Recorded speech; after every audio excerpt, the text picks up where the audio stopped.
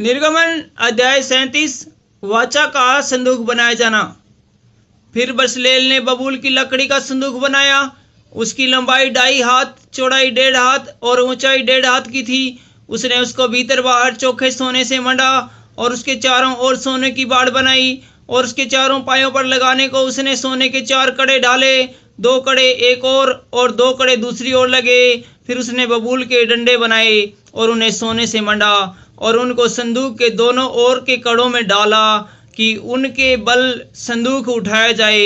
फिर उसने चोखे सोने के प्रायश्चित वाले ढक्कन को बनाया जिसकी लंबाई 2.5 हाथ और चौड़ाई 1.5 हाथ की थी और उसने सोना गढ़कर 2 करूब प्रायश्चित के ढक्कन के दोनों सिरों पर बनाए। एक करूब एक सिरे पर और दूसरा करूब दूसरे सिरे पर बना।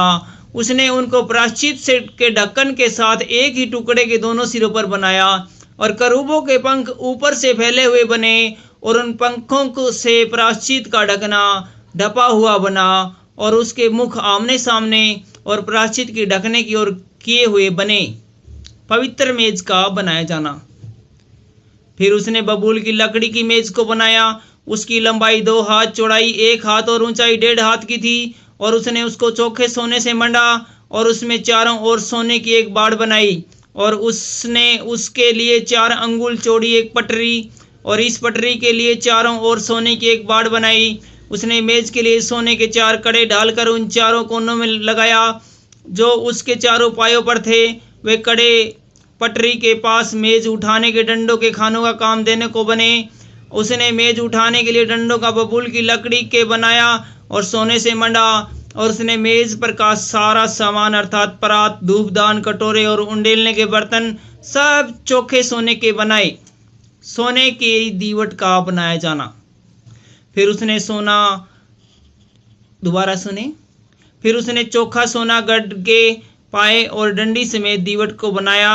उसके पुष्पकोश, गांठ और फूल सब एक ही टुकड़े के बने और दीवट से निकली हुई 6 डालियां बनी। 3 डालियां उसके एक ओर से और 3 डालियां उसके दूसरी ओर से निकली हुई बनी। एक एक डाली में बादाम के फूल के सरीखे 3-3 पुष्पकोश, एक एक गांठ और एक एक फूल बना।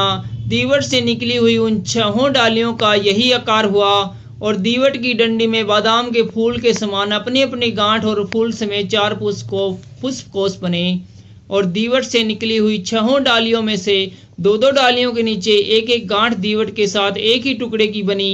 गांठें और डालियां सब दीवट के साथ एक ही टुकड़े की बनी। सारा दीवट गढ़े हुए चोखे सोने का और एक ही टुकड़े का बना और उसने दीवट के 7 दीपक और गुलतराश और गुलदान चोखे सोने के बनाए। उसने सारे सामान समेत दीवट को किक्कार भर सोने का बनाया। धूप वेदी का बनाया जाना। फिर उसने बबूल की लकड़ी की धूप वेदी भी बनाई। उसकी लंबाई 1 हाथ और चौड़ाई 1 हाथ की थी। वह चकोर बनी और उसकी ऊंचाई 2 हाथ की थी और उसके सींग उसके साथ बिना जोड़ के बने थे। ऊपर वाले पल्लों और चारों ओर के बाजुओं और सींगों समेत उसने उस वेदी को चोखे सोने से मंडा और उसके चारों ओर सोने की एक बाड़ बनाई और उस बाड़ के नीचे उसने दोनों पल्लों पर उसने सोने के 2 कड़े बनाए जो उसके उठाने के डंडों के खानों का काम दे और डंडों को उसने बबूल की लकड़ी का बनाया और चोखे सोने से मढ़ा। धूप और अभिषेक के तेल का बनाया जाना। उसने अभिषेक का पवित्र तेल और सुगंध द्रव्य का धूप गंधी की रीति के अनुसार बनाया। Thank you.